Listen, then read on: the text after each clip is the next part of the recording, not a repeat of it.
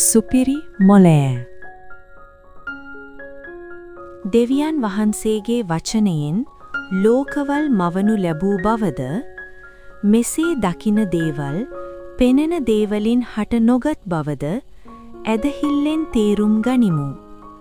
Hebrew 11:3. ඇදහිල්ලෙන් අපි තේරුම් ගනිමු. ඔබට ඇදහිල්ල නොමැතිනම් නිවැරදි වටහා ගැනීමක් තේරුම් ගැනීමක්ද ඔබට නොමැත. ඇදහිල්ල නොමැතිව ඔබ ආත්මික කාරණා වටහා ගන්න විට ඔබේ සියලු වටහා ගැනීම වැරදි වැටහීම් පමණක් වේ. පුද්ගලයෙකුට සිය ස්වභාවික මොළයෙන් මේ ස්වභාවික ලෝකයේ ස්වභාවික දේ පමණක් වටහා ගත හැක. නමුත් කෙනෙකුට පරලොව දේ වටහා ගැනීමට නම් ශුද්ධාත්ම බලයෙන් පනගැන්වුණු ඇදහිල්ල නම් ස්වභාවෝත්තර මොළයක් අවශ්‍ය වේ. මිනිස් මොළය මෙන්ම මිනිස් වටහා ගැනීමේ ශක්තියද සීමා සහිතය.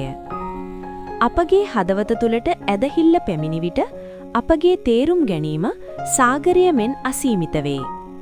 1 කොරින්ති 2:11-12.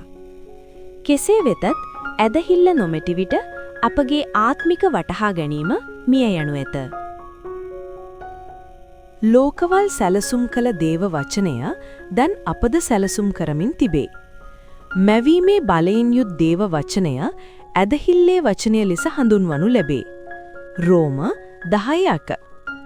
සැලසුම් කිරීම යන වාක්‍යාංශයේ ග්‍රීක් බසේ අර්ථය නම් මනවින් සවිවන පරිදි සෑදීම යන්නයි.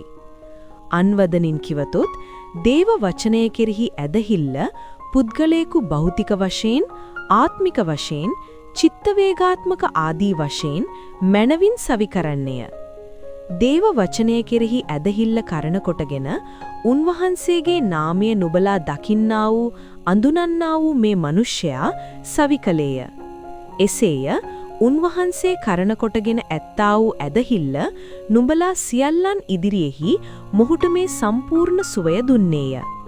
ක්‍රියා 3:16. පුද්ගලයෙකුට තමාට අවශ්‍ය භෞතික දයාවන සුවය, සෞඛ්‍යය, මුදල් ආදිය උදෙසා දෙවියන් වහන්සේ කෙරෙහි විශ්වාස කිරීමට නොහැකි වේ නම් දෙවියන් වහන්සේට තම ආත්මික අවශ්‍යතා සපුරාලිය හැකි බව ඔහු විශ්වාස කරන්නේ කෙසේද?